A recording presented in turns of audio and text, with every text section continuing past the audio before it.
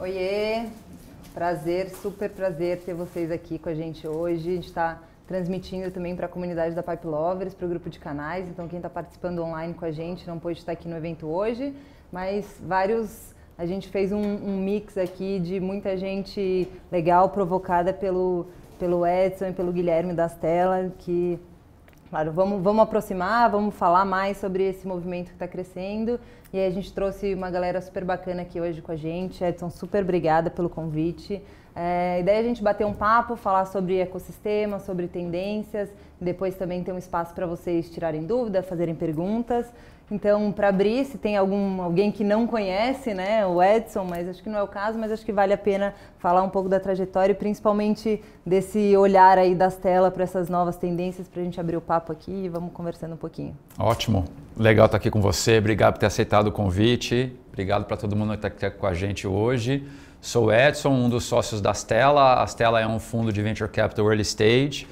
A gente gosta de ajudar empreendedores e empreendedoras, né, que querem criar grandes empresas através de 3 modelos de negócios: empresas SaaS, marketplaces e empresas de consumo digital.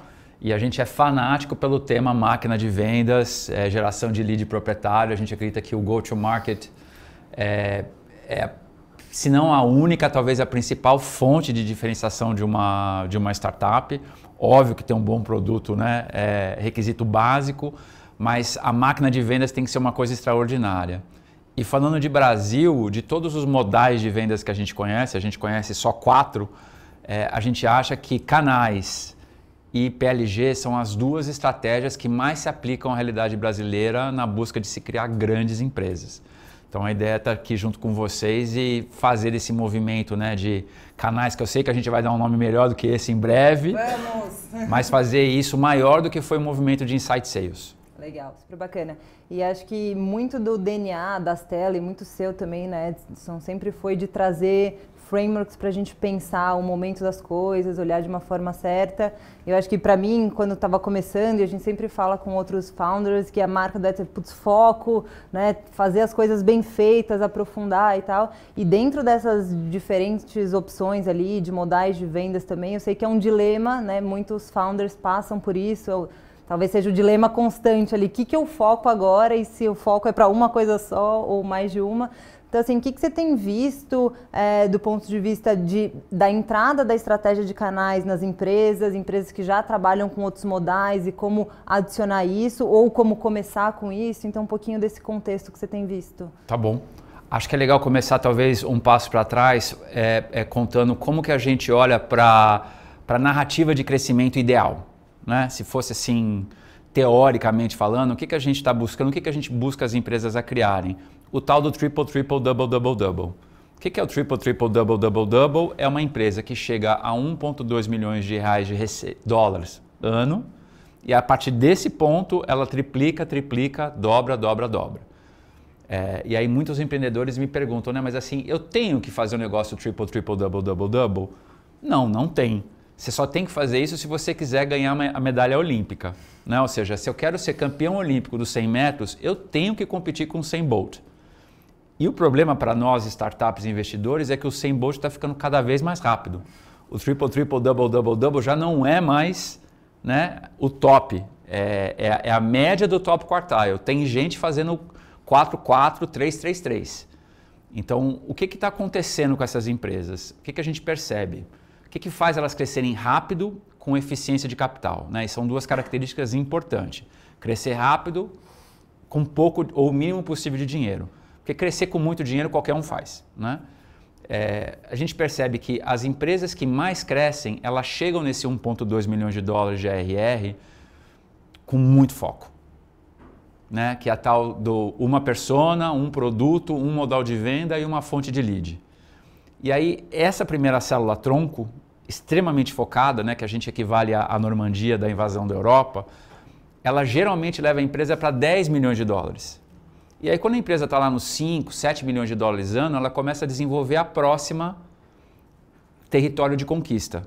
Ela pode mudar a persona, ela pode adicionar o produto, ela pode adicionar um outro modal de venda, né? E o que a gente sabe é que nessa história do 1 aos 100 milhões de dólares, que é o triple, triple, double, double, double, é feito de 10 incrementos, de 10 blocos. de personas, produtos, tipo de modal de venda e fonte de lead. E aí começa a entrar a dicotomia, né? Ou seja, do foco. Eu posso começar com canais, e a gente tem visto que essa é a melhor estratégia para se começar no Brasil, e estruturar muito bem estruturado, ou só trazer canais quando a outra estratégia, seja Inside Sales, Product-Led Growth ou ainda Field Sales, já estiver provada. A gente sabe que fazer duas estratégias de modal é praticamente impossível. E o que você tem visto da particularidade de precisar começar com canais? Acho que é uma mudança, né? A gente até estava falando um pouco sobre isso. Porque não era assim, se a gente pegar, sei lá, 5 anos atrás, normalmente começava, principalmente em Inside Sales, que amadureceu rápido, né? Então, o que tem virado essa chavinha aí, especialmente no mercado Brasil, de faz sentido começar com canais? Por que você tem visto que faz sentido começar com canais? Eu acho que a economia brasileira, do jeito que ela é estruturada para canais. Nós, no mundo de software, estamos aprendendo isso, mas o resto da economia brasileira já executa franquias e canais desde sempre, né? Olha para Natura, Boticário, todas as franquias, olha para a XP, né? A XP é um mega caso de canal, né? Que não é força de venda direta. Criou lá o agente autônomo e a partir dele, né, fez o negócio se desenvolver. No mundo de software e no mundo digital, acho que a gente começou com a coisa do PLG, porque vem automaticamente de quem está no mundo digital e vem de Inside Sales, porque esse é o modal principal de SaaS. Mas quando a gente olha para o economics do SaaS brasileiro, né, é muito difícil a nutrição de lead no Brasil. Dado a baixa penetração de SaaS nas empresas, o tempo de conversa, né, as pessoas não estão prontas para comprar online e não estão prontas para comprar em 2, 3 ligações. Precisa de um volume maior de educação. Então você precisa de mais tempo de topo de funil, mais tempo de meio de funil para poder chegar em algum modal de fechamento. A gente fala até da cultura do frentista, né? Então eu preciso aí. aqui no Brasil que tenha alguém me ajudando ali no dia a dia, e a característica muito territorial. E aí, das empresas do portfólio da Stella, Edson, assim, que eu acho que vocês têm cases como RD e Yomi, que são assim, uns grandes cases e vitrines de um bom trabalho de canais e até de ecossistema de forma mais ampla. Vocês têm chegado nessa definição com base na análise das empresas do portfólio? O que você tem visto de principais diferenças? Talvez tenha muito desse struggling ali com o processo de nutrição, mas quando você olha para a performance das empresas que estão mais maduras ali, você tem visto umas principais diferenças entre as empresas que já estão com uma estratégia de canais, que a gente sabe que demora tempo também, mais maduras do que as que não estão ali no portfólio? É uma boa pergunta. Bom, a gente começou aprendendo com você, né? na RD. Junto, né? E aí acho que a gente desenvolveu muito, o time da OMI desenvolveu isso de uma maneira ainda mais escalável, porque era a única fonte até muito recentemente, né? Então, falando assim dessa jornada do ARR, a OMI contou única e exclusivamente com um modal contador / franqueado até a Série A. Né? A empresa estava fazendo ali mais ou menos 1,5 milhão mês, né? Estamos falando de quase 20 milhões de reais. Sim. Quando eles começaram a pensar em Inside Sales, eles fizeram o caminho contrário da RD. Né? Começou... Tem podcast, né? Exatamente, que é temporada incrível. 2, ele está contando bem isso. Né? E aí, assim, o que a gente percebe é que, de uma maneira geral, os empreendedores não entendem que canais ou qualquer outro modal não acontece por mágica. A maior parte das vezes que a gente está conversando com os empreendedores e os empreendedores falam de canais, eles falam assim, eu vou achar um canal porque aí é mais fácil, aí eu não preciso ter vendedor. Né? Mas eles não têm a ideia que contratar um canal, que achar um canal é tão difícil quanto contratar um vendedor.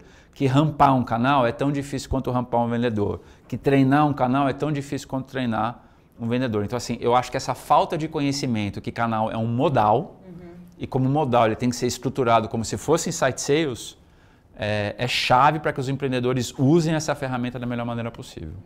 Eu acho que até entrando na forma como olhar canal, acho que vocês também avaliam centenas de empresas e já tem o playbook de avaliação ali, das métricas-chave e tal. eu vejo também quando a gente olha as empresas, uma distorção na forma de olhar as métricas de canal. A própria análise de P&L, né? Então, como de fato eu consigo difundir. Quem já trabalha com outro modal, então que faz uma salada de tudo e daí eu não consigo saber que meio ali, que modal que é mais eficiente ou não. O que você tem visto assim, de principais erros na hora de olhar tanto esse conceito que você falou, eu acho que é meio que subavaliar a complexidade, eu acho que isso é um erro super comum. E aí quando a gente olha para isso refletindo em métricas, assim, onde você acha que o pessoal se embanana um pouco mais na hora de olhar os economics específicos de canais? Eu acho que por não saber a engenharia de produção que é necessária para que isso aconteça, né? Então, assim, canal não acontece por mágica, né? Ele acontece como todos os esforços de venda, de alguma forma deliberada. E aí, como que você faz essa coisa deliberada, essa causa e efeito, ter causa e efeito? O que Insight Sales ensina para a gente, né? Que a gente tem que começar sempre com a produtividade do vendedor.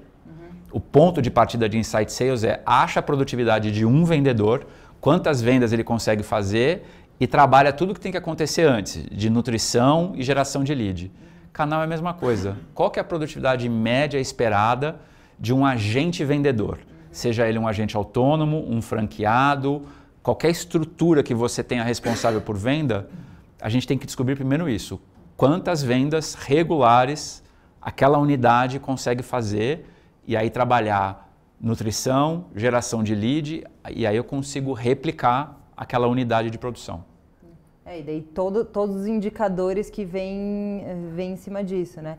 A própria avaliação de vocês agora na pesquisa que vocês fizeram com Builders to Builders, né? Traz um pouco desse zoom, que é um número hoje que fica um pouco mais... Não sei se todas as empresas têm a maturidade de olhar ARR per employee, né? Que é uma métrica super importante. Super. E aí eu acho que quando vai para canais também tem um misconception ali de como trazer isso, né? Exatamente. De novo, tudo é causa de esforço humano. Quantas pessoas tem ali na franquia fazendo processo de venda? Qual que é a produtividade daquela unidade humana? Quantas pessoas eu tenho que ter dentro de casa para caçar novos canais? Qual que é a produtividade disso? Porque se a gente for parar para pensar o canal como vendedor, a gente tem que pensar qual que é o esforço de trazer novos vendedores, né? Que é o esforço de hiring, que muitas vezes nem as empresas de inbound têm isso na conta, né? Porque achar vendedor é custo de venda, claro, né? Assim como achar canal. Aí eu tenho que ter o custo de nutrição de lead, eu tenho que saber se é o canal que vai gerar lead, se é o canal que vai nutrir ou o canal que vai fechar. E esse é um outro erro. Implementar ou fazer a manutenção. Exato. E aí, qual que é o escopo disso, né? Vamos pegar o caso da OMI, que é uma coisa que muita gente não sabe. Os contadores, eles não são um canal de venda. Eles são uma fonte de lead. É uma estratégia de topo de funil. Me dá aqui seus clientes que eu vou mandar bala. Exatamente. A venda é feita por um franqueado. Então, ali na OMI, são dois canais. São dois ecossistemas separados, um gerando topo de funil e o outro fechando venda. Eu acho que esse conceito de ecossistema também, quando a gente pega os maiores cases de empresas que têm ecossistema, então quando a gente pega as big techs lá, uma Salesforce, uma Microsoft, um Google, que você tem N formas de geração de lead, de fechamento, de implantação e tal, são poucas e eu acho que no Brasil ainda é difícil a gente ver esses cases mais estruturados de ecossistema, né? Mas eu acho que muito da provocação também é entender qual que é o papel da sua empresa dentro desse ecossistema, que talvez você não esteja abraçando todas essas frentes sozinho, uma parte você tem um tipo de canal, outra você tem outro tipo de canal. Na tua opinião, Edson, é possível eu fazer tudo sozinho, não ter ninguém me ajudando? Ou não ter nenhum others people touch ali, o extremo do que a gente está falando, o oposto do que a gente está falando? É possível fazer tudo sozinho ou você acha que em algum momento o canal vai ter que entrar para ajudar ali? Eu acho que sempre vai ter que entrar e essa é outra confusão que os empreendedores fazem, né? Falar de ecossistema. O que é um ecossistema? Em algum momento você está no ecossistema, né? Com seus clientes, com seus fornecedores, com seus fundos, né? A questão sempre é qual que é a causa e efeito do ecossistema? O que é um ecossistema? É eu ter X pessoas assinando o meu newsletter? Né? Assim, qual que é a definição desse espaço? E aí, qual que é a causa e efeito? O que eu tenho que fazer para trazer gente para essa definição de ecossistema? Quantas pessoas eu tenho que ter para manter isso? E qual que é o resultado de negócio? Né? Ou seja, o ecossistema gera lead, nutre ou fecha. Né? Ou tudo, né? Ou tudo. Mas assim, tem que ter causa e efeito para cada uma das etapas do funil. E os empreendedores, as empreendedoras têm que tentar chegar nessa equação humana. Assim, tudo se resume, volta para a tua provocação do ARR por empregado, né? por funcionário, é isso que a gente tem que tentar chegar. Né? Ou seja, qual que é a produtividade do ser humano gerando lead, fazendo alguma atividade que gera lead, que nutra lead e que fecha a venda. Boa. Eu acho que essa questão humana aqui tem outro conceito que agora tem ficado cada vez mais difundido. De novo, foi outro insight legal da pesquisa de vocês com a Builders to Builders, com a GLA também, né, apoiando. E me chamou muita atenção que quase metade dos respondentes de SaaS já está utilizando ou PLG ou Community-Led Growth. Que eu acho que esse movimento de comunidade especificamente tem muito a ver com awareness, com nutrição e tal. E acho que tem um paralelo bem interessante disso com o que é comunidade de canais e do alcance que pode ter, né? Então, o que vocês têm visto, assim, desse mix de estratégias de go-to-market, quando a gente pensa em combinar aí PLG com canais que podem ser muito complementares aqui e a própria comunidade ajudando a orquestrar isso aí do ponto de vista de educação de mercado. Super. Eu acho legal porque a gente já está vendo um interesse maior e uma percepção de que esse é o caminho, mas eu acho que essa falta de conhecimento e daí a importância do trabalho que vocês estão fazendo, né? E eu já fiquei sabendo que vocês vão publicar um livro, né? Então, assim, playbook. A importância disso é a explicação do porquê que no Brasil a gente não consegue crescer na mesma velocidade que as empresas americanas. O top quartile brasileiro são poucas empresas no Brasil que conseguiram fazer de verdade o triple, double, double, double. Poucas. É porque não tem mercado? Não. É porque a gente não está sabendo implantar o playbook de execução dessas coisas. E aí, assim, o que me assusta na pesquisa quando eu vejo os empreendedores falando de PLG e canais? Falta de foco. Segundo, uma confusão de que achar que PLG é só uma parte do funil. PLG é o funil inteiro digital. Né? Eu gero lead, eu nutro o lead e fecho a venda sem contato humano nenhum, vírgula, do desenvolvedor. E aí o problema de quem faz PLG é que não presta atenção que tem que buscar produtividade de dev para topo de funil, meio de funil. Então, assim, não existe nada... De touch, né? Não existe nada que não tenha um ser humano por trás.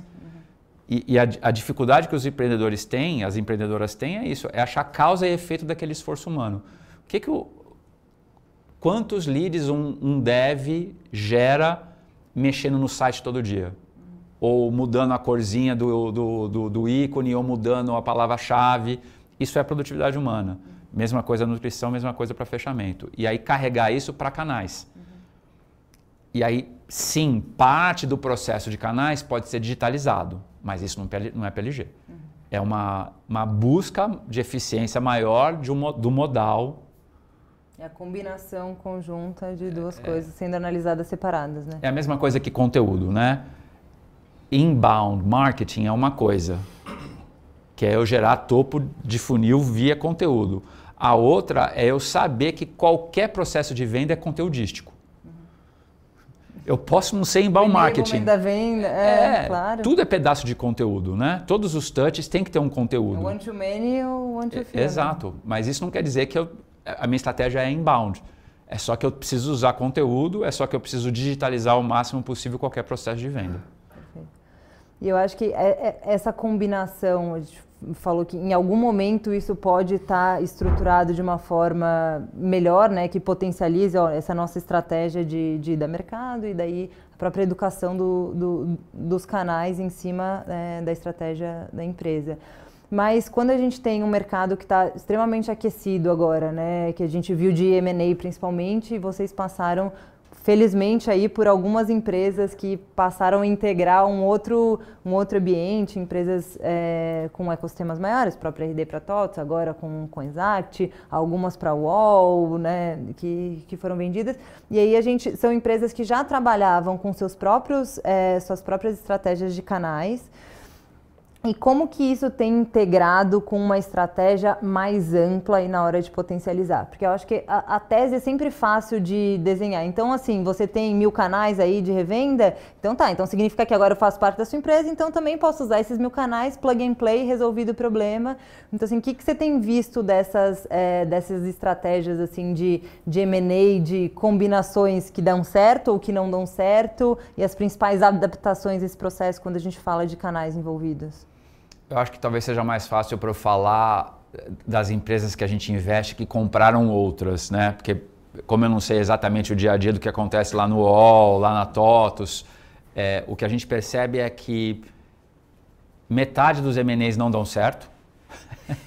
Triste notícia para o mercado. Né? Mas é a realidade histórica, né? do mundo do M&A. E não dá certo por 2 motivos. Ou porque o produto ele não cabe na persona daquela empresa que comprou, ou o canal não serve. Né? E aí quando você funde, quando você está comprando uma empresa pelo topo do funil, ou pelo modal de venda, quando você bota outro produto nesse modal, muitas vezes o modal não funciona. Porque você tem que mudar todo o conteúdo, você tem que mudar todo o treinamento dos vendedores ou dos canais. Então assim, é quase como se você estivesse rasgando o playbook e criando um outro playbook. É muito difícil. Eu acho que esse é um ponto de atenção na hora de formular a tese super importante, né? Então Sim. A gente vê, porque um canal novo de um produto novo, por mais que um canal que já está lá há 10 anos, mas quando você entra com um produto novo, é um canal novo para aquele produto, né? Então entender se tem fit, entender se tem integração e principalmente entender a combinação da oferta conjunta, né, para o go-to-market. E eu acho que essa parte da proposição de valor conjunta na ida para o mercado é onde muitas empresas erram na hora do desenho da estratégia de canal, né? Então, às vezes é muito lógico para a empresa, por que faz sentido eu ter contador, agência, consultor, distribuindo minha solução, porque para a empresa individualmente, enfim, vai aumentar a capilaridade e vai impactar de forma positiva. Mas essa transformação da proposição de valor na construção de uma oferta conjunta de go-to-market, que você tem visto também, assim, acho que os principais erros e acertos na construção de uma proposta de valor que realmente faz, ok, aqui isso é uma oferta legal para os 2 lados, para a gente ir para o mercado e cuidados ali na hora de não olhar só para o próprio umbigo, mas também pensar no benefício mais estendido ao canal aí. Ah, pergunta super legal. Eu acho que o maior erro que a gente vê no dia a dia é a falta da abordagem de discovery, né, do time quando vai interfacear com o canal. Né? Então, assim, é uma outra empresa e aí a gente precisa descobrir quais são os pontos que vão fazer aquela outra empresa, aquela pessoa fazer o que tem que ser feito. Né? Ou seja, quando a gente contrata alguém, a gente treina a pessoa, a gente conta na relação trabalhista como uma força de coerção.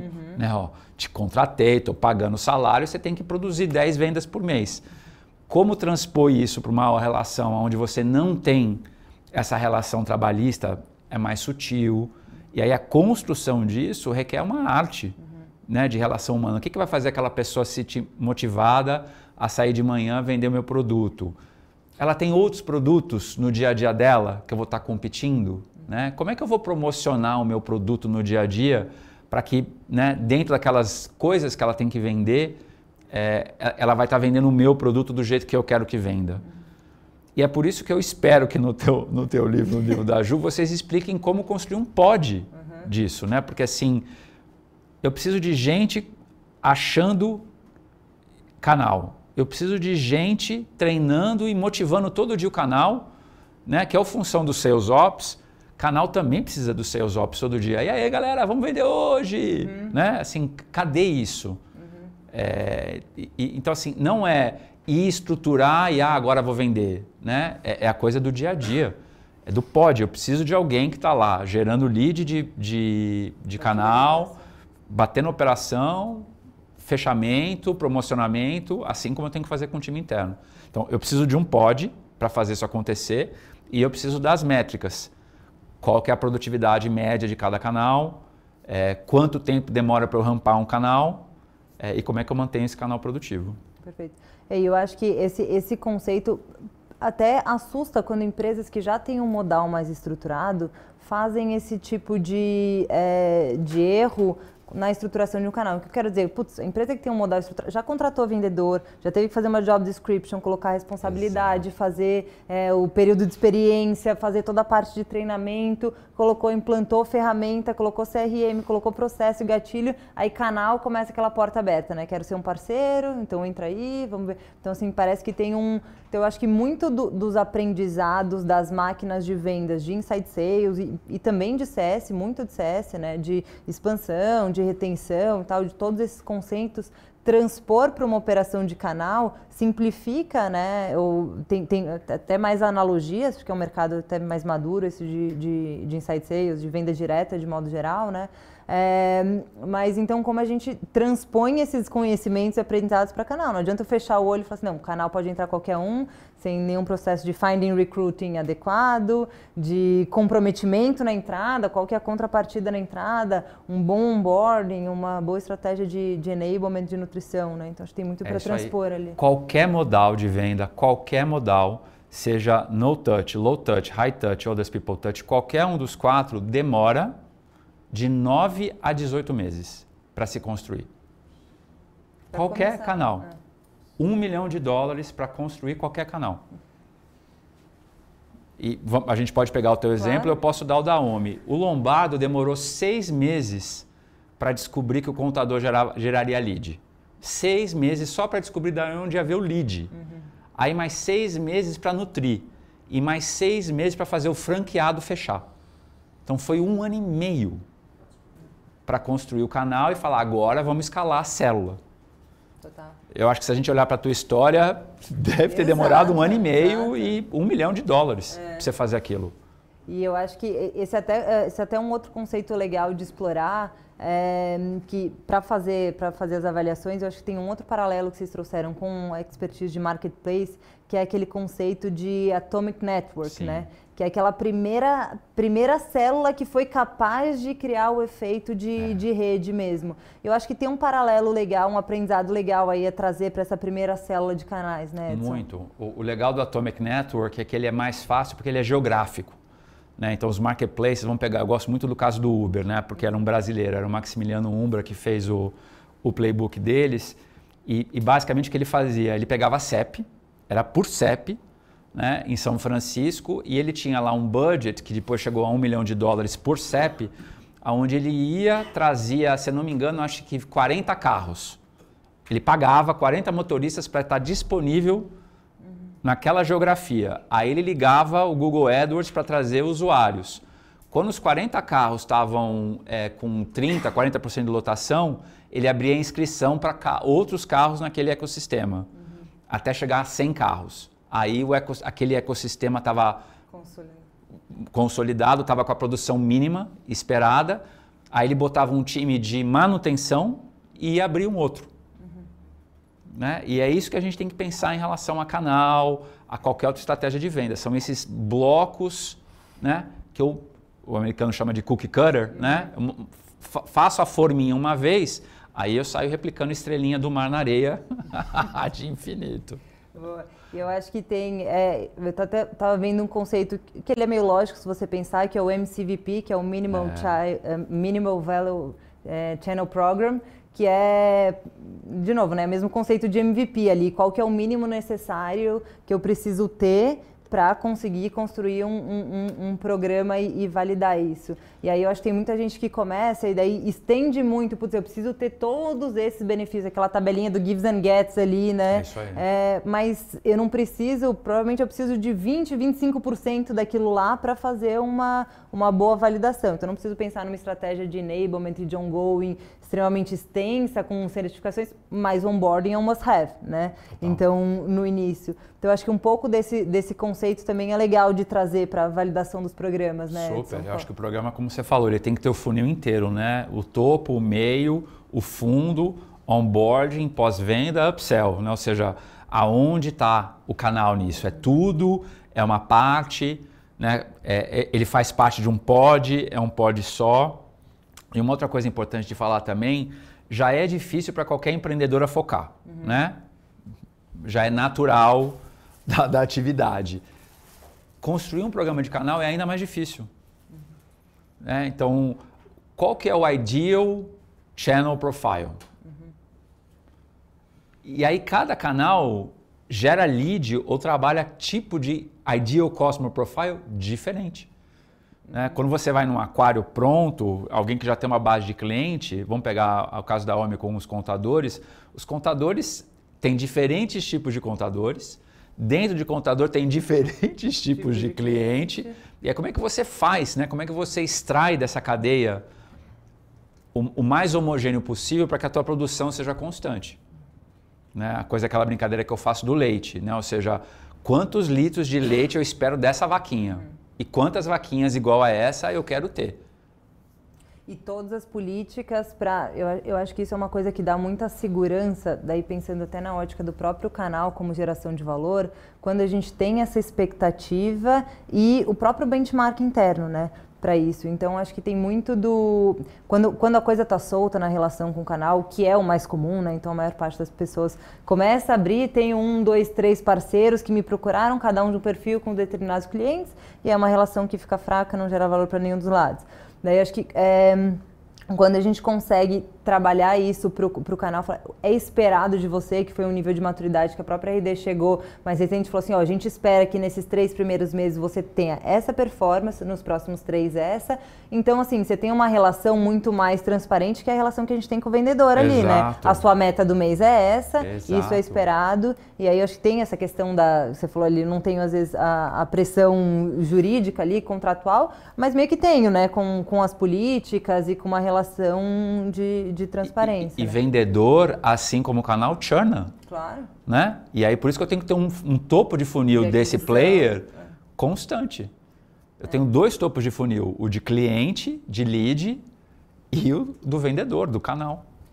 E Edson, eu acho que até nesse funil a gente vê muito das empresas que já estão rodando a iniciativa de canais nascer na área de vendas, Porque normalmente a pessoa está mais próxima do mercado, recebeu uma indicação ou recebeu um lead lá no site falando, e aí, tem alguma iniciativa de parceria? E começa a avaliar aquilo como potencial.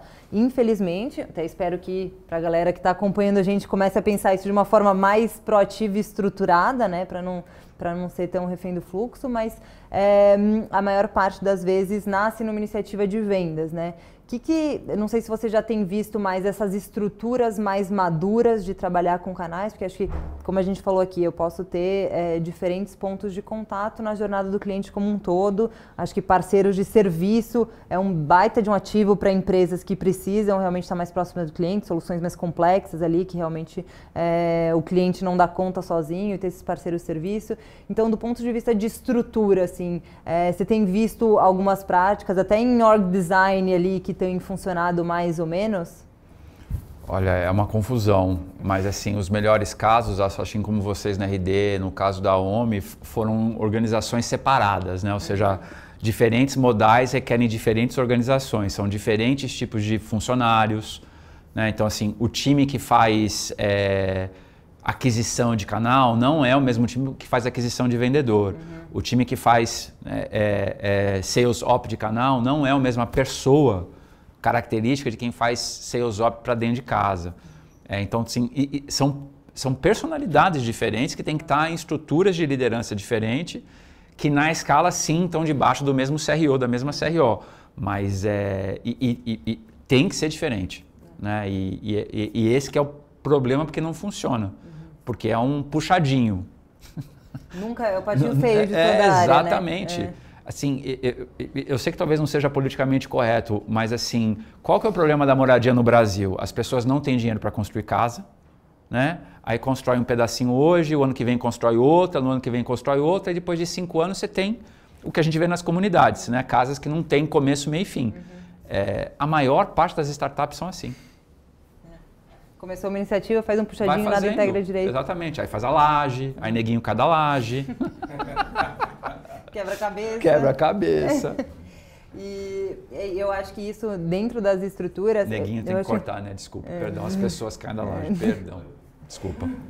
A gente faz um processo aqui de avaliar que às vezes até o pêndulo... Porque assim, eu tenho benefícios de estar dentro de uma área funcional, então quando eu tenho alguém dentro da estrutura de marketing, por exemplo, pensando práticas de marketing para o canal, eu tenho alguns benefícios de aproveitar a ferramenta, a expertise do time necessária ali e transpor para o canal. Aí, às vezes, eu preciso também ter um momento da empresa onde eu tenho uma unidade da área de canais, então comunicando, que é aquilo que a gente vê justamente dos pods ali. Então eu acho que às vezes até o próprio pêndulo ali de uma hora eu estou bebendo mais nas áreas funcionais, e aí eu tenho o problema dos silos, outra área, outro momento da organização, ela requer uma unidade maior no time de canais. Então acho que também tem muito de avaliar o momento da empresa e a maturidade do programa de canais para tomar uma decisão se eu devo ter uma área de canais, um guarda-chuva canais que cuida de toda a estrutura, ou distribuir dentro das áreas funcionais, né? Total. E isso é mais agudo nas situações onde eu tenho um conflito de topo de funil. Né? Então, assim, as melhores estratégias são aquelas que eu tenho só um topo de funil e aquele topo de funil distribui para os diferentes modais, seja Insight Sale, PLG ou canal. Começa a ficar ainda mais complicado quando muda a estratégia de topo de funil. O topo de funil para PLG é um, o topo de funil para Insight Sales é outro, o topo de funil para canal é outro, né? E aí vai ficando cada vez mais difícil de gerenciar, o produto vai perdendo personalidade, o gargalo, né, na fila do CTO só vai aumentando.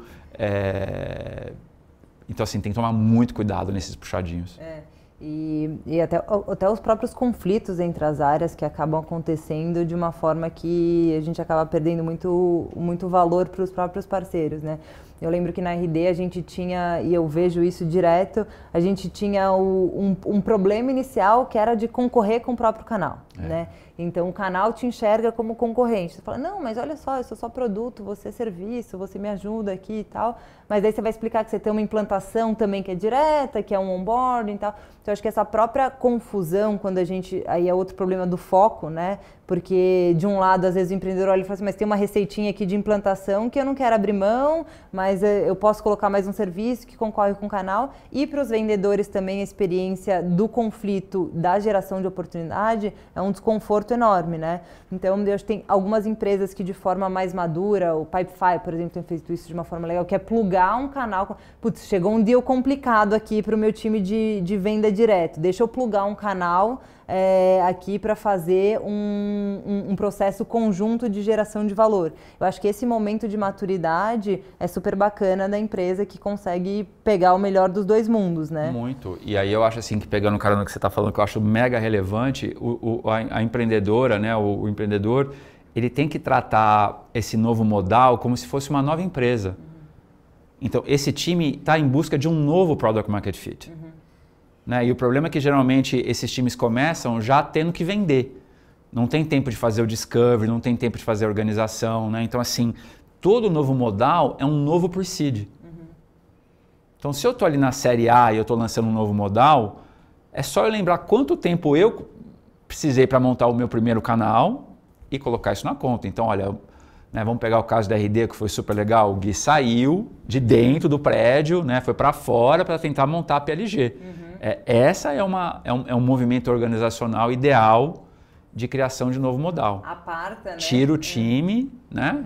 São 5, 6 pessoas de novo empreendendo na busca de um novo Product Market Fit, que é o mesmo produto, topo de funil, mas com um novo modal.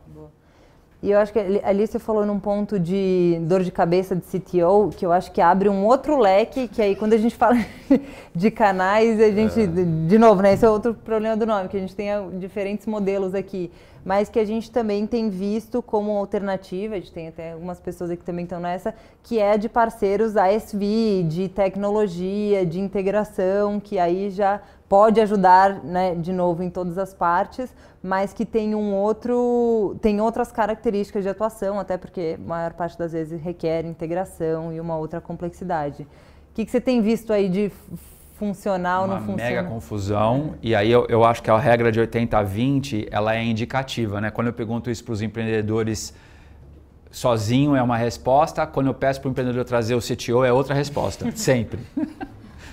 Veja bem. A pergunta para o CTO é, do total de requisições que você tem na tua mesa hoje, na tua fila hoje, que percentual é para o produto atual, que percentual são de novos produtos? Se é 80-20, tá certo. Geralmente é 40-60. Nossa.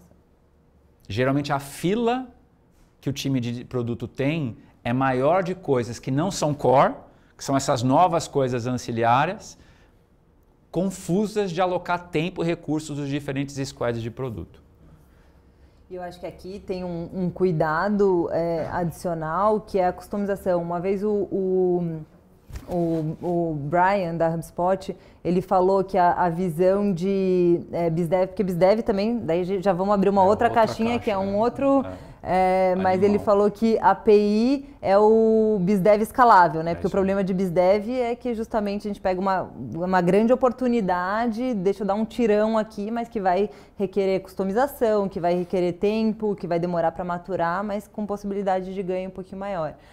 Mas quando a gente olha do ponto de vista de produto e de API, a gente pode também buscar um Pareto ali, né, em relação a isso. Então, qual que é o momento, você acha, de maturidade de produto para eu falar, não, eu quero agora adicionar essas caixinhas de ecossistema com outros produtos que vão gerar valor para o meu cliente, melhorar a experiência e para os próprios canais? Olha que legal, você me ajudou a acabar de expandir o nosso modelo mental, né? Eu falava de uma persona, um produto, uma modal de venda, uma fonte de geração de lead, um modal de implantação. Acabamos de expandir o modelo mental ao vivo, agora são 5 então, e aí entra esse problema, que o modal de implantação é o mesmo desafio do modal de vendas. Eu tenho que escolher um. Sim. Então eu tenho que ser bom de API, eu tenho que ser bom de professional services, né? Ou eu tenho que ser bom de canal implantando. É um dos 3. E aí o problema é que geralmente é os 3. Mal feito, né?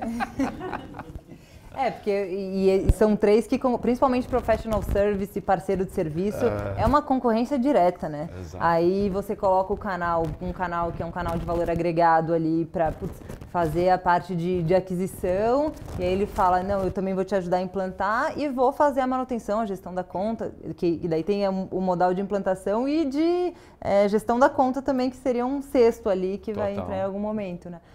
Suporte, nível 1, 2, 3. E daí quando você tem a empresa ofertando esse serviço também, o cliente lá na ponta fala, não vou pegar o canal, não vou pegar da empresa mãe que fez o produto, e aí a gente acaba tendo essa confusão expandida. Exato. E do ponto de vista de capacitação, já que a gente entrou nesse serviço, eu tenho mixed feelings ali quando a gente fala de certificação, né? Como uma forma de auditar conhecimento de canal. Acho que quando a gente pega empresas muito grandes, tipo a Microsoft, multiproduto e tal, não tem muito como fugir. Tem que fazer a provinha lá e saber se você sabe do produto ou não. Sim. Mas não é a realidade da maior parte das empresas que trabalham um produto só aqui que a gente está falando. Que formas você acha que são formas interessantes de aplicar para a certificação de conhecimento de produto para o canal aqui, Edson? Eu acho que a certificação ela só passa a ser válida quando a empresa já está validada. Ali na série muito, B, né? série C. Né? Quando ela já é uma marca e as pessoas querem ter aquilo no currículo, no LinkedIn. Antes disso, a gente tem que investir como a gente investiria no time interno, treinar produto e treinar técnica de vendas, que é o básico de vendas, de gestão de vendas. Exato. Porque a certificação, ela, às vezes, fica aquela coisa meio prova do Detran, né? Que você nem audita o conhecimento, nem vai lá, passou, mas... Sabe o que eu gostaria que todo empreendedor e empreendedora de SaaS fizesse? Passasse uma semana com a Luiza Helena Trajano. Porque ela fala todo dia de manhã na televisão para todos os vendedores da Magalu. Todo dia a mulher tá lá falando, gente... Hoje a gente vai vender! Assim, é isso que o empreendedor tem que fazer todo dia, com a equipe interna, com o canal. Não mandar um e-mail, né? Campanha do mês. Exatamente. Vamos lá, hein? Exato. Ou seja, tem que aprender com o varejo. O varejo faz isso todo dia de manhã. A galera entra na loja, vai pro estoque, liga a televisão, tá lá a Luiza Helena falando da motivação de venda. E olha, hoje... O time aqui da Brastemp vai mostrar para vocês como é que funciona a geladeira. Enablement. Todo dia. Todo dia. Impressionante. E com o canal acho que é muito negligenciado, né? Essa parte, tipo, zero, né? Vão vender. Vão vender, Tá aqui planejamento trimestral, só. Acho que tudo isso é importante de acompanhar, mas eu acho que essa parte de certificação, de auditar conhecimento, de mostrar é bem relevante. Não vejo como escalar em algum momento, quando a gente pega esses muito grandes, sem uma coisa mais escalável ali de conhecimento de produto, não a parte funciona. Técnica, mas para a prática não. Muito bom. Nem código, nem vendedor, nem ninguém funciona sem treinar. Nem AI funciona sem treinar. Que já vai entrar em outro, mas se a gente abrir essa caixinha aqui ainda, então vai... Mas que também vai ajudar a mudar muito essa parte de produto e parceiro de integração, né? A gente teve um papo com o Henrique Saraiva do Google, que foi ex-RD também. Ele estava falando, cara, parceiro de serviço hoje começa a olhar para a AI e fala assim, talvez eu possa ser um parceiro de produtos também, porque não está tão distante, né? Exato. Então acho que essas combinações também, quando a gente fala de implantação, vão ser super saudáveis. Super relevante. Muito bom. Antes de abrir aqui para a pergunta, Edson, tem mais alguma coisa que você queria deixar ali para a galera de Insight, além das pancadinhas ali de Wake Up Call? Eu acho que não, acho que a gente cobriu tudo. Boa. Pessoal, alguém quer tirar alguma dúvida, fazer alguma pergunta no seu momento, compartilhar aqui? Diga lá, Marcelo. Vou inaugurar aqui. Muito legal o bate-papo, obrigado aí por compartilhar. Eu estou querendo ouvir de vocês um pouco do lado do canal. O canal ele vai vender um outro produto por dois principais motivos, ou para ganhar dinheiro ou para gerar eficiência para ele próprio. O que normalmente funciona mais na experiência de vocês? É simplesmente falando, você vai ganhar muito dinheiro com isso, você vai aumentar a sua receita, e aí você vai ter uma receita recorrente, talvez, ou você vai gerar mais eficiência e vai melhorar o seu produto interno? Ótima pergunta, Marcelo. Eu acho que depende, de novo, do principal foco que você está usando no canal. Se o principal foco é geração de lead, nunca é dinheiro. É sempre uma eficiência para o negócio daquela pessoa, né? Um benefício outro além do dinheiro. De novo, vou pegar o caso aqui da OMI que eu conheço bem. O contador não dá o lead para ganhar dinheiro, mas porque se o cliente dele implantar o RP, a vida dele vai ser 100 vezes mais fácil. O franqueado é o dinheiro. O franqueado, a unidade vendedora tem que ser tratada como vendedor. Você tem que mostrar que a pessoa vai ficar rica. Né? Qualquer vendedor vende porque quer comprar um carro importado. O canal vendedor quer a mesma coisa, quer dinheiro. Então, assim, a estrutura inteira é promocionada para o dinheiro, que é diferente do benefício genérico, que é o topo do funil, meio do funil, que é diferente do benefício de implantação. E eu acho que ali como ele vai ganhar dinheiro ainda difere bastante nos modelos, né? Porque você tem, por exemplo, daí puxa a RD, como é que a agência ganha dinheiro? Com o serviço, não é com a comissão da venda, né? E eu acho que essa é outra coisa que muda muito, principalmente em SaaS, o ticket menor, o cara não vai ganhar dinheiro com comissão, nunca vai, né? A gente fala que a gente tem benchmark de cliente que para cada um real de comissão que o canal faz, ele está fazendo 18 de serviço. Então é muito desproporcional o que ele está fazendo de serviço. Daí é ganhar dinheiro, né? Agora, quando você fala de eficiência e produtividade, aí é outro objetivo, né? Normalmente está relacionado à atuação do canal. E eu acho que fica aqui talvez uma sugestão para a gente está procurando um nome, né? Eu gosto muito disso que o Gui tem falado ultimamente do Digital Native Franchise, porque o conceito da franquia ele vai direto nisso que o Marcelo perguntou, né? Que eu preciso dar um business plan para aquela pessoa, né? Para aquela empresa. E o modelo da franquia é legal porque a franquia paga. O franqueador sabe que vai ganhar dinheiro, ele está fazendo um investimento pessoal, né? Porque ele sabe que ele vai ganhar dinheiro com aquilo. Claro. E isso ajuda até no CAC, né? Ou seja, pensando em financiamento de vendas, se a gente consegue criar uma franquia que vai pagar para ter o direito de vender o teu produto, é o mundo ideal. Total. Por isso que eu gosto do...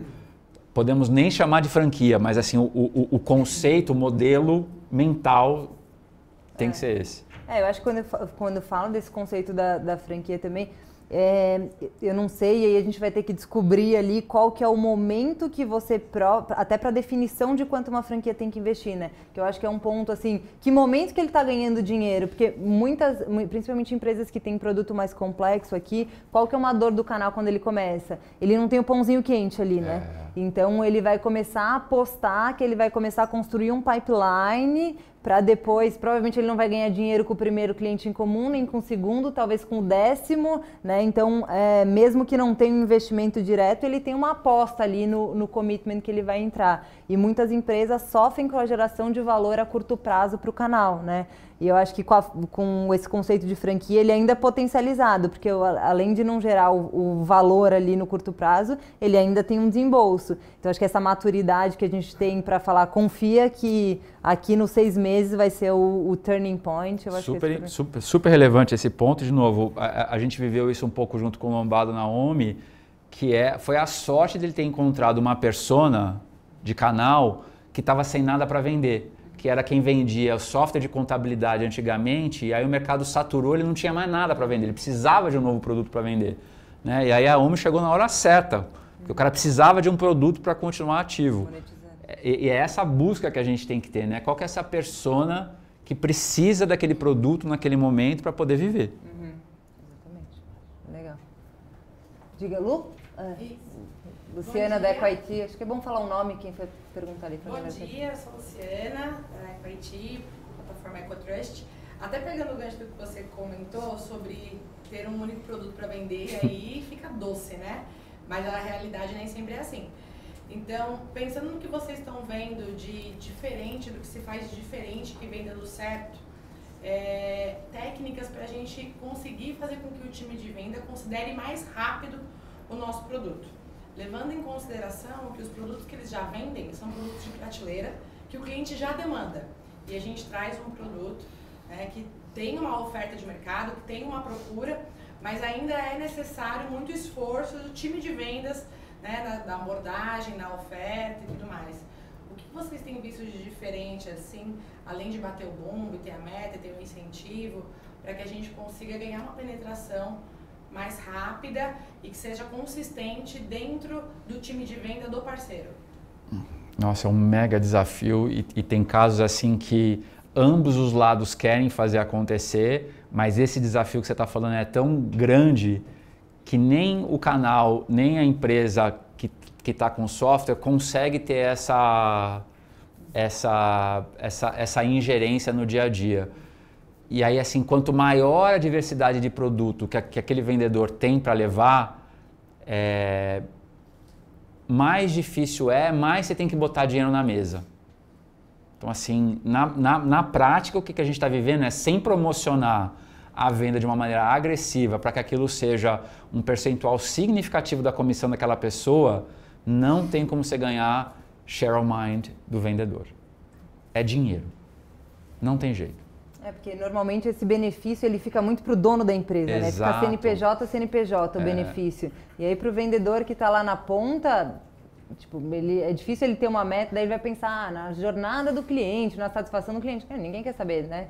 Ele quer saber ali como que ele vai ganhar dinheiro. E atravessar esse processo é muito desafiador, né? Porque às vezes também o dono da empresa, do canal, não quer que ele desfoque do produto. Quer a parceria, mas não quer tanto assim, né? Então, é uma linha bem sutil. Eu acho que formas até de incentivo para o vendedor que está na ponta, quando combinadas de antemão, são interessantes. Com comissionamento ou com capacitação, com, sei lá, o que esse profissional ali está buscando, né? Reconhecimento, vitrine, o que esse profissional individualmente está buscando para brilhar o olho dele e entrar o produto. Eu acho que é bem relevante entender, principalmente quando são times de vendas maiores, né?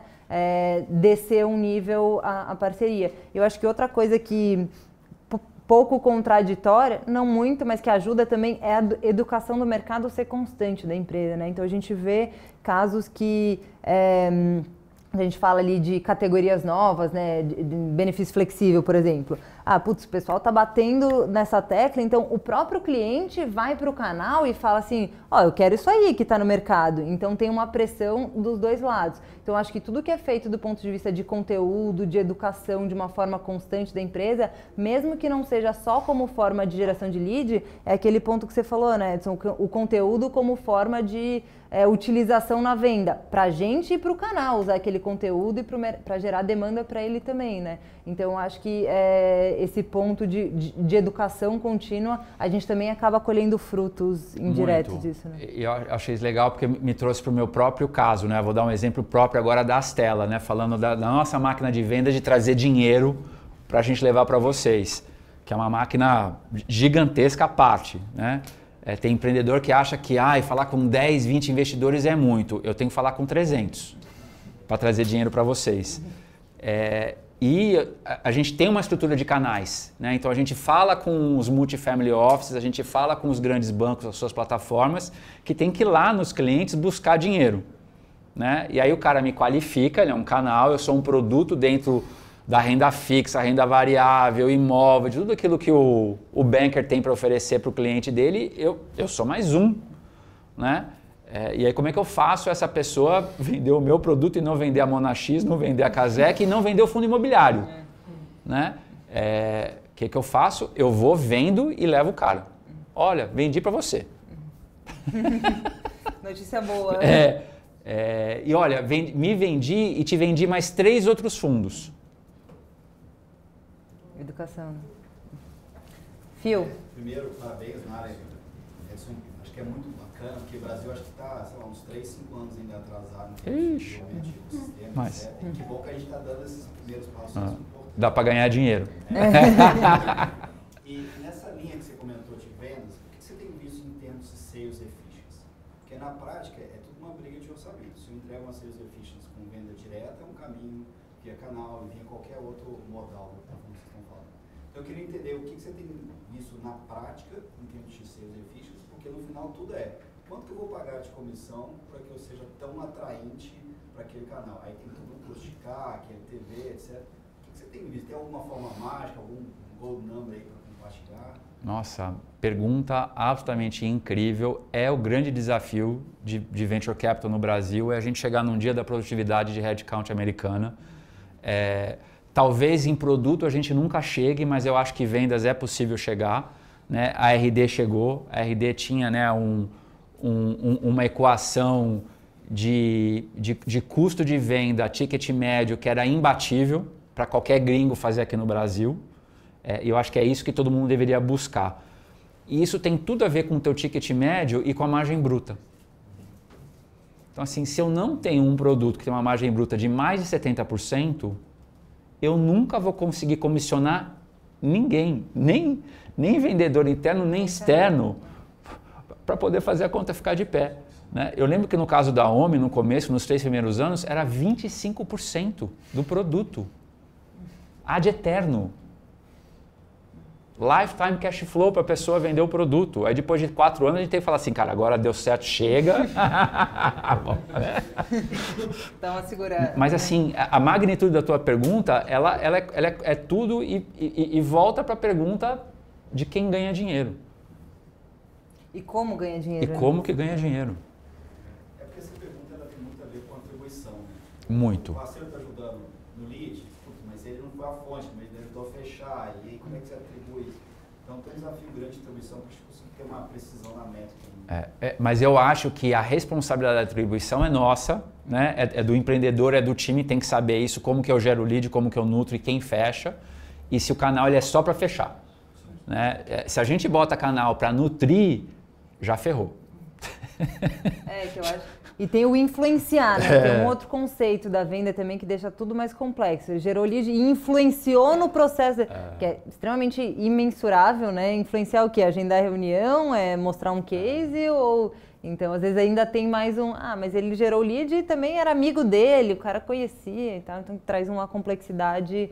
Então, acho que esse preto no branco ali, né? Deixar bem claro as coisas ali, eu acho que é bem importante. Quem vai até onde, né? Eu acho que isso... A gente não pode esquecer que a realidade do ser humano que trabalha na função de vendedor, é uma responsabilidade, uma função limitada, com um attention span muito baixo, muito pequeno, e se não é tudo totalmente mastigado com impacto no bolso, não vende, não tem nenhum produto. Nenhum produto. Então, assim, a responsabilidade de mastigar, de dar papinha, de falar como vai ganhar dinheiro, é de quem quer vender, não da unidade vendedora. Agora, a magnitude disso também é interessante, porque a Salesforce divulgou no reporte de 2021 que a cada $1 de produto, ela está com 4,65 dólares no ecossistema movimentando. Então, uma empresa desse tamanho, que além dela estar ganhando muito dinheiro individualmente, ela está fazendo quase 1 × 5 em volta dela de pessoas ganhando dinheiro, baita case, né? É bastante.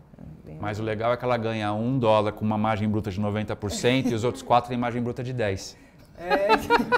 E está lá ajudando, Exato. mudando. Boa.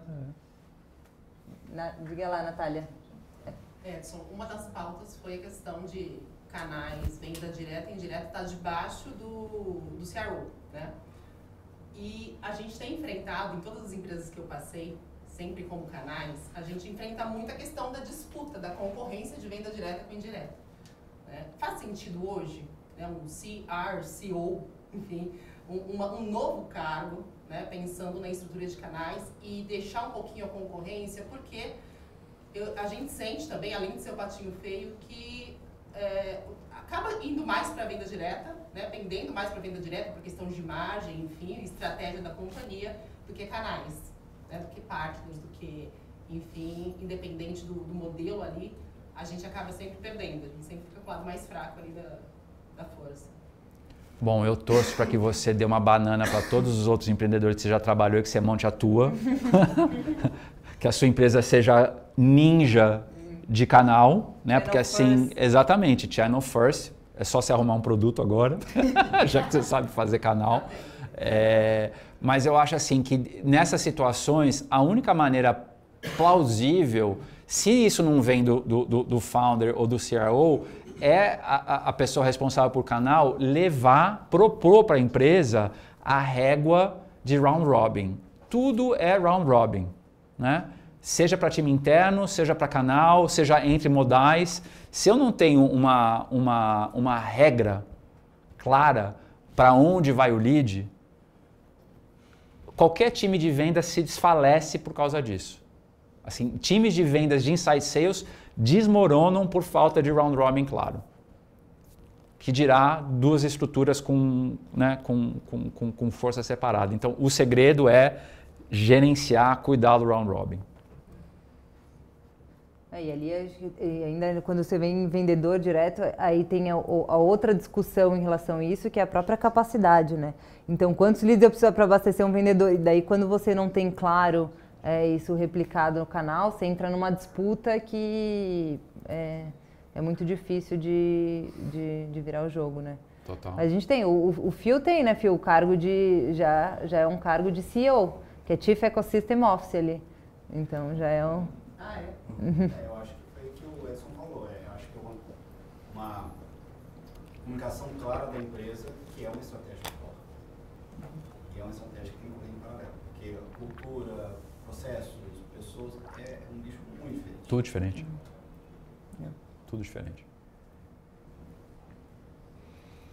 Mais alguma pergunta? Mais alguma pergunta aí? Me corrija se eu estiver errado, mas SaaS, desculpa, no Brasil tem poucas que são bem sucedidos de ser canal. E a gente tem na Convenda, por exemplo, uma base gigante lá de gente super com stickiness alto, e a gente nem pensa em ser canal como, por exemplo, uma Salesforce tem uma monetização altíssima, né, no marketplace deles. Por que SaaS não é canal no Brasil? Porque poucos times de produto conseguiram construir estruturas de API. O problema é, primeiro, técnico, capacidade de construir a API não é fácil. 2, entra a questão de foco, né? Ou seja, que é o produto principal versus esse que é o anciliário. Então, se não for um squad separado, né, de API, é muito difícil você sustentar, dado todo o resto. E o terceiro, falta essa pegada BizDev para o canal. Né? Então, assim, se a gente pegar a estrutura de canais das empresas de API americana, elas são tão robustas quanto as estruturas de venda. Né? Tem um time de evangelista que sai fazendo evento, fazendo... Né? É o que a gente cobra dos nossos canais. Exatamente, exatamente. Então, assim, não tem segredo se a gente não tem deliberalidade de esforço e causa e efeito de esforço humano. Natália. Prazer, Felipe. Muito legal a conversa com vocês. Eu tinha uma pergunta e gostaria de ver se a experiência de vocês pode me ajudar a dar um pouco de clareza a essa situação. Nós vendemos exclusivamente via canais, né? Nós vendemos plataforma de pagamento e quem vende a nossa solução para o comerciante é tipicamente uma empresa de automação comercial. Agora, nós entendemos que canal é o meio para nós chegarmos nos comerciantes, é o meio mais eficiente, o meio mais fácil e barato para a gente. Porém, já tivemos situações onde comerciantes chegaram para a gente dizendo que queriam usar a nossa solução e a gente acabou, eventualmente, recomendando um parceiro. E aí, na nossa criatividade, né, a gente imagina que daqui a 2 anos a gente pode acabar virando um canal para os nossos canais. Será que é isso ou será que a gente está confundindo um pouco o conceito? Como é que vocês veem essa eventual migração ou fluidez entre a gente vender via canal ou eventualmente nós vendemos direto e facilitarmos a venda de um parceiro? Excelente pergunta e acho que essa resposta deveria fazer parte do parceiro que você escolhe para financiar a tua empresa. Brincadeira à parte, mas isso que você está falando é a evolução natural de todo programa de canal. Todo programa de canal bem sucedido vai ficando cada vez mais forte, né? E portanto o que ele tem que dar de remuneração para o canal é menor, porque é mais certo a venda, né? Então ao longo do tempo você vai diminuir o comissionamento porque você vai ficar uma empresa maior dando certo e ao longo do tempo você vai ter mais geração de demanda do que o próprio canal. Né? Porque vai ser uma marca maior, vai ser outras estratégias e isso vai fazer parte do teu pod total de vendas. Então, assim, estrategicamente, todo mundo deveria se preocupar em ter propriedade do topo de funil. Topo de funil sempre tem que ser de propriedade da empresa, né? Porque é a única maneira de garantir crescimento, porque não pode faltar matéria-prima nunca para crescer. E aí você passar o lead via round robin ou para canal ou para equipe interna. E em algum momento, numa fase de crescimento, vamos pegar a OMI agora, né, já depois dos 200 milhões de ARR, já é mega complicado, porque o lead entra, né, no topo de funil da empresa, passa pelo round robin do canal, se o canal não dá tempo de atender em X horas, vai para a equipe interna, que se não atende, né, em X horas, volta para o pipeline de canal. Então, é parte do processo natural de crescimento e de apropriação de valor da cadeia ao longo do tempo pela tua empresa. Mas o meu ponto é, em algum momento, será que eu não posso vislumbrar eu fazer a venda direta e eu ser comissionado por vender o ERP do parceiro? Ali a pergunta do Marcelo ali, ele ser o canal. Esse parceiro usa canais, que não sou eu. Né? Então, em algum momento, se eu levo um cliente, olha, eu trouxe aqui uma rede de franquia que tem 500 lojas, eu poderia vender ele e ele estaria mais do que feliz de me remunerar por isso. Então, eu acabei fazendo venda direta. Nesse caso, que eu estou vislumbrando, quase que eu migrei de venda de canal para venda direta, sendo que eu também vendi um produto de terceiro. Quase que eu virei um marketplace para os meus...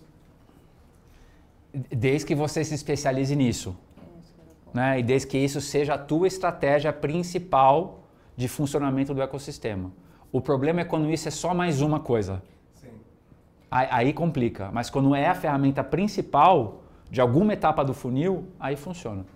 É que, por exemplo, se a métrica principal que estiver olhando é a retenção, e aí entender que isso vai ajudar no lock-in, você vai olhar o eixo de remuneração pela retenção do cliente. Exato. Então, você não vai precisar olhar isso da ótica de comissão, né? Você vai falar assim, legal, meu cliente está mais feliz, está ficando aqui, eu vou ganhar dinheiro no longo tempo aqui.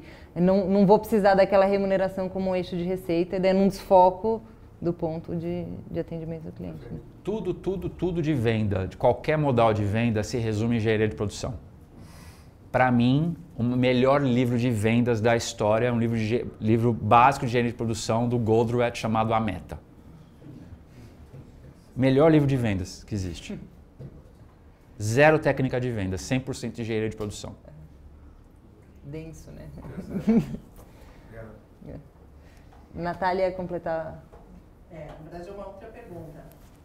O programa de canais criado, a gente tem subidas de categorias ali, né, comercial, depois implantação, suporte, enfim. Faz sentido o canal escolher, dependendo da estrutura que ele tem, onde ele entra, ou faz sentido ele passar desde o começo por todo o processo de aprendizado comercial, depois técnico, para subidas de categoria? Eu não tenho certeza se eu entendi a pergunta, Natália. Um programa de canal que começa com uma indicação, por exemplo, um pilot, primeira categoria. Tá. Então cria o programa de canal. No próximo momento ele vende sozinho, comercializa. Ah, entendi. No outro ele implanta, no último ele dá suporte. Ele foi assumindo partes do funil. Ele pode assumir ou ele, dependendo da estrutura interna, ele pode entrar na última categoria, por exemplo? De novo, eu acho que isso deveria ser foco da arquitetura. Porque isso que você está falando são diferentes casas, diferentes tipos de prédio. Mas eu tenho a estrutura para capacitá-lo em todos os programas, em todas as categorias, por exemplo. Eu acho que a tua escolha deveria ser assim, eu vou apostar em construir uma máquina de vendas que vão me gerar 10 milhões de dólares só em uma dessas etapas. A hora que aquilo está mega robusto, que você está vendo que o canal que gera lead, você tem bateção de bumbo, você tem previsibilidade de novos canais, de ramp-up, de produtividade, opa, mais um ano para desenvolver a próxima camada. Opa, bateção de bumbo, mais um ano para construir outra camada. Quem sabe no 7º ano, você está faturando 100 milhões de dólares em todas as camadas, mas com diferentes ICPs de... Entendeu? O Mark Benioff, no livro dele, é fabuloso. É Insight Sales, mas serve para qualquer modal de venda. Ele chama de... como é que é o nome? Sequential Growth. Sequential, é bloco. Então, assim, ele conta no livro dele, né? Bloco 1 é Inside Sales na Califórnia. Deu certo. Ano 2, Field Sales na costa oeste. Deu certo. Inside Sales em Nova York. Deu certo. Próximo ano, Field Sales na costa leste. Deu certo. Inside Sales em Dublin, para a Europa inteira. Deu certo. Field Sales em cada país da Europa. Deu certo. Inside Sales em Sydney para cobrir a Ásia. Deu certo. Field Sales em cada... O único lugar que ele não fez isso e deu errado foi o Japão. Chegar no 7º ano e tiver um canal novo, uma estrutura de estar na última categoria, ele pode entrar na última categoria? Aí vai depender do teu foco, porque você vai ter... É como se você tivesse todos os modais de venda, entendeu?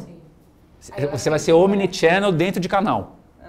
E aí eu acho que o que você vai avaliar, daí é o perfil dele, se ele tem os requisitos, que é igual como persona, né? Então, Exato. É o IPP, então ele cumpre o checklist que eu preciso, daí se for, por exemplo, implantação, tem uma pessoa para atendimento, tenho ou a qualificação técnica aqui, seja certificação ou não, então um checklist de quem tem que estar em cada caixinha, para entrar, né? Na linha job description ali da coisa. Exatamente. E aí se ele der o check e você estiver preparada para atender dentro dessa estrutura, aí não vejo por que ele começar, provavelmente até vai ter uma frustração, né? É a mesma coisa de você querer contratar alguém que é Inside Sales para fazer Field Sales, entendeu? É que a gente tem muito engajamento, né? A motivação do canal nas subidas de categoria. Né? Você vai começar aqui, mas você vai subir a escadinha conforme o seu desempenho, por exemplo. A gente usa muito isso, né? Hoje. Talvez ali na frente, qual que vai ser a estratégia para o engajamento maior desse cara? Claro. Dessa empresa. Bom. Obrigada. Imagina. Eu tenho uma pergunta. Na verdade, não é uma pergunta, na verdade, é uma dor. Primeiro, parabéns. Foi bem legal. Eu sou o Felipe da MK. A MK é uma empresa de tecnologia para provedor de internet, né? E aí eu concordo parcialmente quando a gente fala que é só dinheiro, porque eu toquei algumas áreas de parcerias e talvez o nome da empresa também seja muito relevante, né? Concordo. Coisa Quando eu estava na Vetex, é ser um parceiro Vetex. Todo mundo queria ser um parceiro Vetex, né? E o dinheiro passava a ser um pouco irrelevante, no sentido de, pô, sou um parceiro Vetex, boto carimbo no site, todo mundo vai me ver. TOTS a mesma coisa, quando eu passei por lá, local web a mesma coisa. Agora que eu entrei num mercado que é nicho do nicho, que é provedor de internet, quando eu falo provedor de internet, geralmente as pessoas olham e falam, porra, é Vivo, claro, TIM, Oi. E cara, existem mais de 25 mil provedores de internet no Brasil. Então, é o nicho do nicho, né? É o Felipe Net, Natália Net, Edson Net, que existe pelo interior. E eu estou começando agora no meu programa de canais, né? Então é bom ouvi-los e ter as experiências, porque estou começando agora, já vou estruturar uma área nova, não estou pensando em montar uma coisa só. E a minha pergunta é assim, eu estou batendo em algumas casas e é muito difícil achar uma pessoa, primeiro, que queira, uma coisa é você chegar a sua Vetex, quer ser meu parceiro? Porra, lógico que eu quero. Agora eu sou MK Solutions, quem é você e o que você faz? Eu venho para provedor de internet, o que é provedor de internet? Então, eu estou compartilhando, talvez não tenha uma pergunta, mas só para talvez a gente discorrer, como achar o meu parceiro ideal nesse momento, né? Então, é bater em software houses, é bater em quem já, por exemplo, um concorrente indireto meu gigantesco seria uma TOTS, mas a TOTS não atende provedor de internet, né? Será pegar os mesmos canais daqui? Enfim, eu estou nesse momento de muita conversa, mas pouco interesse de tipo, pô, eu vou vender você, eu não sei quem você é, não sei a relevância que você tem. E a AMK é uma empresa com 15 anos no mercado, ela é uma referência no setor, mas mesmo assim é muito difícil. Não sei se existe, vocês sugeririam alguma coisa, evento, webinar, para angariar talvez parceiros? A pergunta ela é incrível e eu acho que ela é igual à pergunta de uma empresa que está começando a buscar cliente. Eu preciso achar o burning hair. Eu preciso achar aquela entidade que o cabelo tá pegando fogo, que o teu produto vai apagar o fogo dela, entendeu? Marca resolve, né? E para falar a verdade, eu acho que muitas vezes quando os empreendedores vêm captar com a gente, essa é a maneira mais rápida de construir marca. É falar, olha, eu sou o próximo unicórnio, fui investido pela Stella, pela Casec, pela Mona X. O outro é só quando você chega no sucesso. Fora essas circunstâncias, eu acho que, de novo, você vai ter que ser criativo e achar uma entidade ao longo da cadeia produtiva que o cabelo esteja pegando fogo. Essas pessoas que você está, elas não estão com o cabelo pegando fogo. Com certeza não. Posso complementar? Claro. Eu já conheço o Felipe, ele não me perguntou se eu tinha falado pra ele, tá?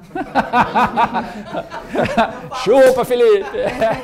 Eu falo sempre assim, para quem está criando área de canais, quem que é teu cliente primeiro? Quem fornece para o cliente que você quer? Ali vai ter os principais canais, o perfil de canal ideal para a gente começar a pensar. Ele já fornece, ele já está no meu cliente, ele já está na persona, é ali. Então eu gosto de começar muito por ali, porque a gente não tem erro. E onde estão esses caras? Onde que eles participam de eventos? Eu quero começar por uma região. Né? Então eu gosto muito de seguir essa estratégia.